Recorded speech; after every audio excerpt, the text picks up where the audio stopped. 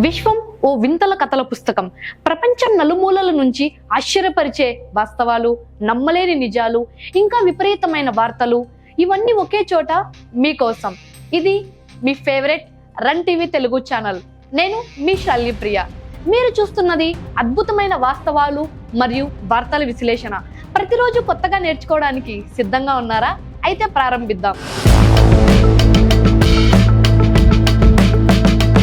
మొదటగా చూసుకున్నట్లయితే diesel motor సైకిళ్లు ఎందుకు సాధారణంగా లేవు? డీజిల్ ఇంజిన్లు బలవంత నిర్మాణంతో భారీగా ఉంటాయి. ఫలితంగా మోటార్ సైకిళ్ల హ్యాండ్లింగ్, వేగం, ఫ్యూయల్ ఎఫిషియన్సీ నష్టపోతుంది. వైబ్రేషన్ మరియు శబ్దం ఎక్కువగా ఉంటాయి. ఇది స్మూత్ రైడింగ్ కోసం ఇష్టపడిన రైడర్స్ కి తగదు. మరియు ఉత్పత్తి ఖరీదు ఎక్కువగా ఉండటం, మార్కెట్ డిమాండ్ తక్కువగా ఉండటం వల్ల డీజిల్ బైకులు వ్యాపారికంగా, కమర్షియల్ గా అనుకూలంగా లేదు. ఇక రెండవది, భారతదేశంలో మొబైల్ ఫోన్ల నెంబర్ల వ్యవస్థ. భారత్ లో మొబైల్ నెంబర్లు 10 అంకెలుగా ఉండడానికి కారణం 10 బిలియన్ కాంబినేషన్లు అందుబాటులో ఉండటం ద్వారా వృద్ధి చెందుతున్న జనాభా కోసం సరిపడుతుంది. ఇంత పెద్ద సంఖ్య చేతే ప్రతి ఒక్కరికి అనువైన country wide unique number allocation సాధ్యమవుతుంది. ఇక మూడవది, ప్రపంచంలో అత్యంత ఖరీదైన పాల గురించి మీకు తెలుసా? గాడిద పాలు అనుకుంటున్నారు కదా? కాదు, ఎలుక పాలు. 1 లీటర్ ఎలుక పాలు ధర సుమారు 18 లక్షల వరకు ఉంటుందని వినడం వింతగా ఉంది కదా? ఈ పాలు ఎక్కువగా ఉపయోగిస్తారు వైద్య పరిశోధనల్లో, ఎస్పెషల్లీ కణజాల అభివృద్ధి, రోగ నిరోధక పరిశోధనల కోసం. అయితే ఇవి అత్యధిక ఖరీదైనవిగా ఉంటాయి. మెయిన్ స్ట్రీమ్ మార్కెట్ లో అందుబాటులో లేవు మరియు పెద్దగా వినియోగము లేదు. ఇక నాలుగవది, నవ్వుతూ చనిపోవడం అసాధ్యమేనా? సాధారణంగా నవ్వడం శారీరక, మానసిక ఆరోగ్యానికి చాలా మంచిది. కానీ కొన్ని గోప్యతా పరిస్థితుల్లో లాఫ్టర్ ఇండ్యూస్డ్ సింకోప్ లేదా ఆస్తమా అటాక్స్ వంటివి తారలాపరంగా ప్రమాదకరంగా మారవచ్చు.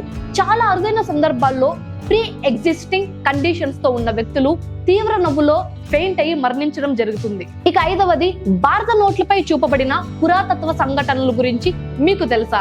10 రూపాయల నోటు, ఒడిశాలోని కోనార్క్ సూర్య మందిరం. 20 రూపాయల నోటు, మహారాష్ట్రలోని ఎల్లోరా గుహల కైలాస మందిరం.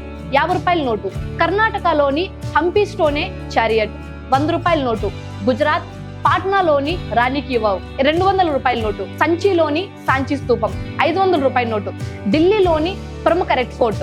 ఈ సైట్లు యునెస్కో వరల్డ్ హెరిటేజ్ అని భౌగోళిక, ధార్మిక, నిర్మాణపరమైన భిన్నత్వాన్ని సూచిస్తాయి. ఇక ఆరవది, రష్యాలో కంచట్కా 8.8 భారీ భూకంపం సంగతులు చూస్తే 2025 జూలై 30వ తేదీన జరిగిన ఈ 8.8 మ్యాగ్నిట్యూడ్ కంచట్కా భూకంపం అతి పెద్ద స్ట్రాంగ్ సిస్మిక్ ఈవెంట్ గా రికార్డ్ అయింది.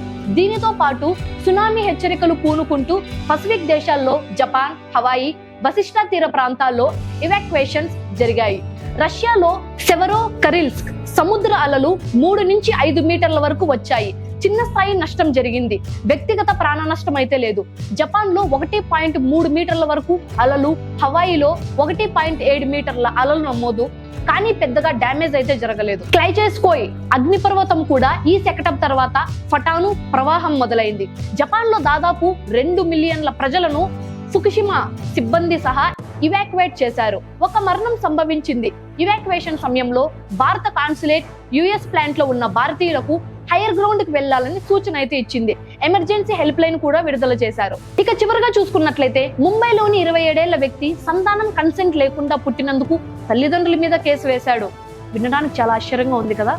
రాఫాయల్ సంగముల ముంబైలో నివసించే 27 ఏళ్ల వ్యక్తి అంటీ నాటలిస్ట్ సిద్ధాంతాన్ని అనుసరించి తల్లిదండ్రులు అతని ఒప్పింపు లేకుండా పుట్టించారు కాబట్టి కనిపించే న్యాయపరంగా సూ చేసుకుంటానని ప్రకటించాడట.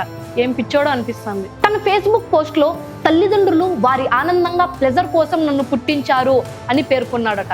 అయితే తర్వాత రెడ్డిట్ చర్చలో వీటన్నిటికీ న్యాయ కేసు డాక్యుమెంటేషన్ లేదు, పబ్లిసిటీ స్టంట్ మాత్రమే అని తెలుస్తోంది. ఇవే ఈ రోజు ఆశ్చర్యపరిచే వాస్తవాలు, విశేషమైన వార్తలు. ఇలాంటి మరిన్ని ఉత్కంఠభరితమైన విశ్లేషణల కోసం మా ఛానల్ ను తప్పక సబ్స్క్రైబ్ చేయండి. మీ అభిప్రాయాలను కామెంట్స్ లో అయితే చెప్పండి. ఈ వీడియో నచ్చితే మీ ఫ్రెండ్స్ కి షేర్ చేయండి. మరొక ఎపిసోడ్ లో మళ్ళీ కలుద్దాం, కొత్త విషయాలతో, కొత్త ఆసక్తికర ప్రపంచంతో. ఇది మీ రన్ టీవీ తెలుగు ఛానల్, విజ్ఞానం, వింతలు, నిజాల సముద్రం. This is your శాల్యప్రియ.